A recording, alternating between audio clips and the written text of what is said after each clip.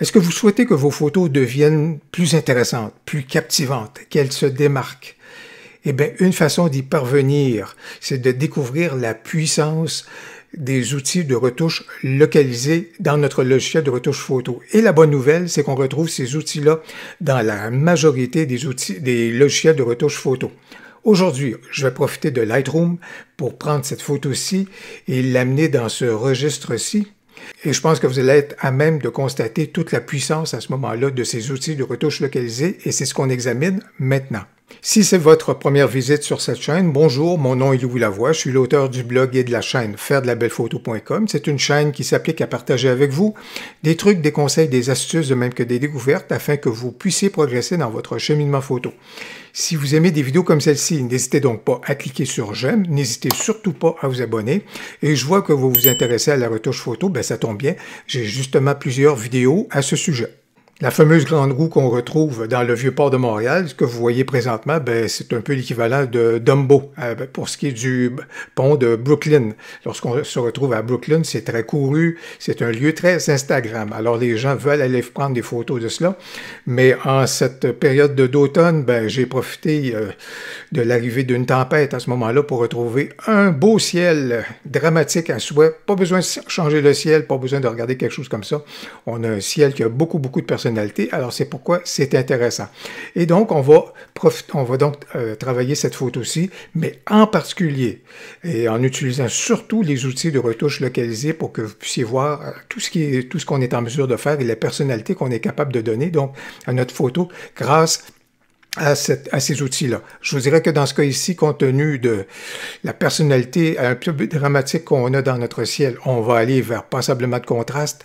On veut vraiment aller chercher toute la personnalité du ciel, donc dans ce sens-là, on n'hésite pas à ce moment-là à diminuer nos hautes lumières. Vous le savez, vous voyez ici au niveau de notre histogramme, à ce moment-là, ça prend surtout les valeurs qui étaient là et ça nous ramène tout ça de façon beaucoup plus sombre. Ça, c'est intéressant. Au niveau des ombres, on va ouvrir un tout petit peu, mais sans plus. On va aller chercher un point blanc, toujours en utilisant la touche Alt ou Option à ce moment-là, pour aller chercher un premier point blanc qui serait juste ici. Alors ça va être tout à fait correct. Et du côté des noirs, on va être certain d'aller chercher un point noir. Alors on est allé chercher donc cette définition-là. On est donc allé augmenter donc la personnalité dans notre ciel en particulier. La texture, bien sûr, on va en rajouter et on va en rajouter quand même pas mal parce que je veux quand même qu'il y ait pas mal de définitions. En particulier, vous allez voir ici au niveau de notre pont, je veux vraiment aller chercher de la personnalité de ce côté-là. Par contre, au niveau du micro-contraste, je veux pas augmenter trop. Bien au contraire, je vais peut-être même revenir jouer ici tout à l'heure encore plus à la négative. Un tout petit peu de vibrance pour augmenter un peu nos couleurs, mais la saturation pas trop, mais surtout de la vibrance de ce point de vue-là. Et je vous dirais qu'au niveau de la courbe de tonalité, contrairement à mon habitude, plutôt que d'amplifier les contrastes, je vais profiter de ma courbe de tonalité encore ici pour aller chercher encore plus et un peu plus de personnalité dans mon ciel. Alors, comme vous pouvez voir juste ici, ça, ce sont des valeurs en haute lumière. Or, si je prends celle-ci et que non pas que j'augmente mes hautes valeurs, mais au contraire que je diminue mes hautes valeurs, vous voyez que je réussis à gagner encore plus de personnalité dans mon ciel pour le rendre de façon encore plus dramatique. Je vais peut-être juste prendre un point ici au milieu pour ne pas trop diminuer mon exposition en faisant cela. Mais ce faisant, juste ici, avec une courbe qui est comme ça, ben, j'ai réussi donc à gagner encore plus de personnalité au niveau de mon ciel. Donc, initialement, je vous dirais, c'est là qu'on s'est dirigé, on s'est rendu tout simplement avec nos curseurs habituels, mais là, on va commencer à jouer avec nos outils de retouche localisés.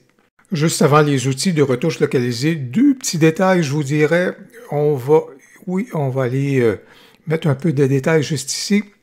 On va s'assurer d'appliquer notre détail aux endroits pas nécessairement dans le ciel. Pour cela, l'autre phénomène qu'on va faire, bien entendu, c'est qu'on va basculer au niveau donc du noir et blanc et je vais juste ajuster quelques éléments juste ici, entre autres au niveau des bleus. Encore là, pour aller chercher encore un peu plus de définition dans le ciel. C'est bien entendu que je vais diminuer tout cela de façon significative. Pour le reste, il y a relativement peut-être juste ici qu'il y a un certain impact au niveau des jaunes que je veux. Donc, à ce moment-là, je veux augmenter un peu la luminance, je vous dirais, mais c'est surtout au niveau des outils localisés qu'on va avoir du plaisir à travailler avec tout ça. Alors, ça ici, ça va être tout à fait correct. À partir de maintenant, là, on commence à recourir à nos outils localisés. Et dans un premier temps, je vais y aller au niveau du filtre gradué. Donc, je vais venir appliquer un filtre gradué. Initialement, donc, juste ici. Puis je vais l'amener quand même un petit peu plus bas, juste comme c'est là. Comme c'est là, évidemment, je vais réduire l'exposition. Je ne veux pas, dans ce cas ici, augmenter l'exposition, mais au contraire, je veux continuer d'aller dans un sens qui est un petit peu plus dramatique. Donc, je vous dirais qu'au niveau du filtre, juste ici, on peut aller dans des valeurs. Il ne faut pas trop approcher le 1, là, moi je vous dirais que juste ici, je suis à 0.71 comme vous pouvez le voir, puis ça serait tout à fait correct. Je peux peut-être amener ça juste ici. Alors ça va. Et ce que je vais faire aussi, c'est que je vais dupliquer mon filtre gradué et je veux vraiment arriver à quelque chose qui est très, très, très prononcé, mais beaucoup plus dans le haut à ce moment-là de ma photo, dans le haut de mon ciel. J'aime bien avoir un côté qui est quand même assez prononcé. Certains diraient que ça nous rappellerait un peu. On n'est pas très loin de Ansel Adams. Au niveau des hautes lumières, encore ici, ce que je vais faire, je vais profiter, je vais revenir à mon premier filtre que j'ai fait, puis je vais diminuer mes hautes lumières dans cette section-là. Je vais diminuer également mes ombres pour donner encore plus de personnalité. Et je vais faire encore la même chose ici dans le premier pour diminuer encore un peu mes hautes lumières. Ce qui veut donc dire que j'ai donc amplifié, si vous voulez, le côté un peu plus dramatique là, au niveau de mon ciel. Parce que c'est vraiment ça, c'est la roue, bien sûr, elle est la vedette, mais le ciel qui est en arrière-plan, c'est également la vedette là, au niveau donc de la roue. Alors, au niveau de mon filtre gradué, j'ai donc été chercher l'effet que je souhaitais. Lorsqu'on utilise les outils de retouche localisée, c'est comme si on faisait du dessin. On prend les outils qui nous sont proposés, puis c'est là qu'on vient dire, je veux que ce soit plus sombre là, je veux que ce soit plus atténué là. Non, je veux qu'ici, ça retienne l'attention. C'est ça qui est intéressant avec les outils de retouche localisée. Plutôt que travailler à partir d'outils qui viennent affecter l'ensemble d'une photo, ben là, lorsqu'on utilise les outils de retouche localisée, comme par exemple le cercle radial que je viens d'ouvrir, ben c'est intéressant parce qu'on vient dire à tel endroit, je veux qu'il y ait telle chose qui se passe.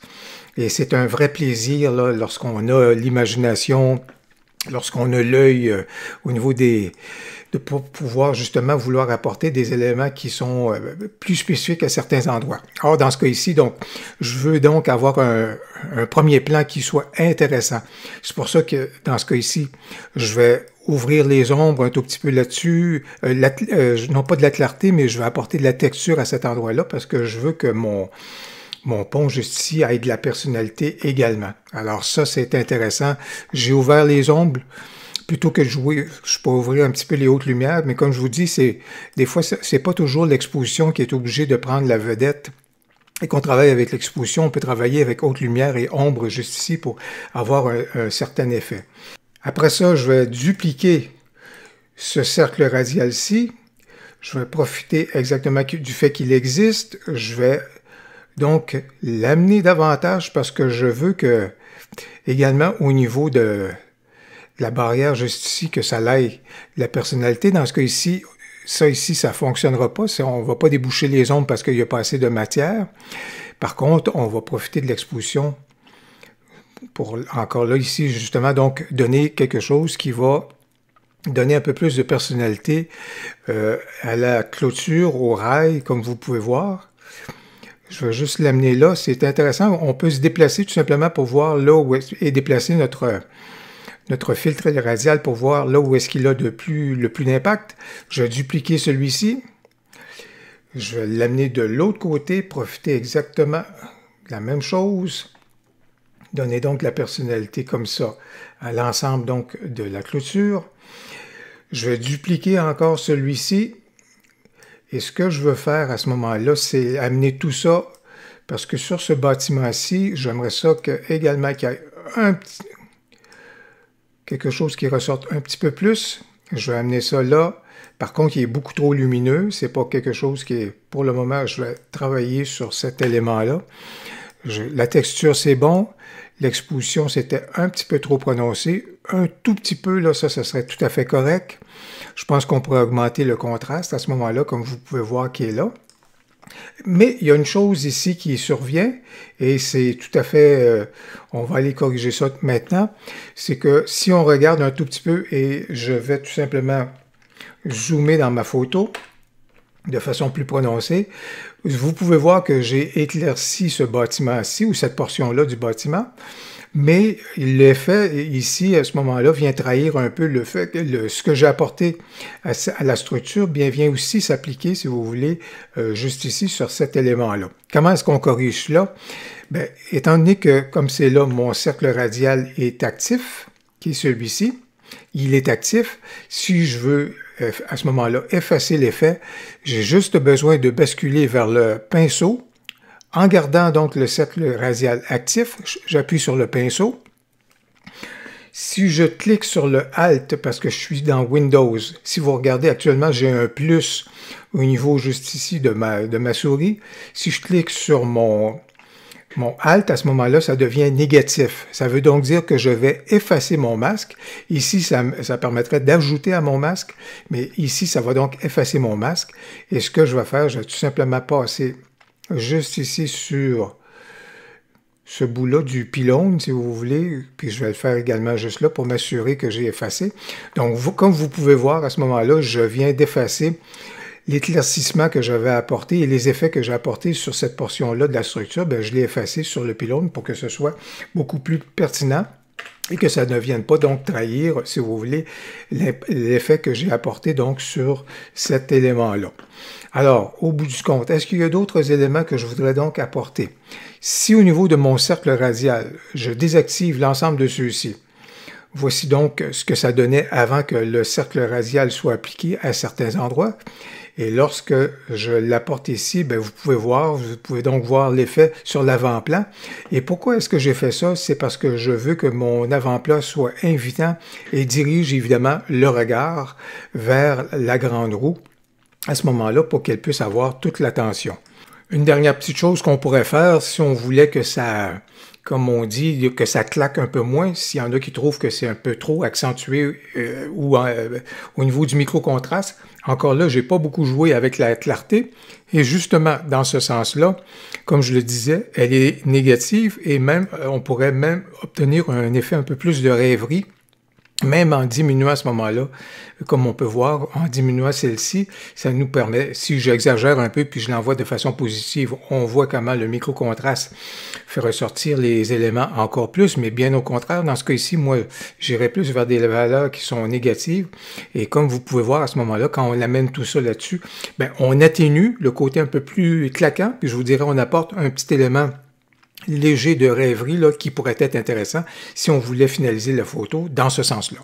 J'espère que la vidéo vous a plu, j'espère qu'elle aura été inspirante justement pour démontrer la puissance des outils de retouche localisée.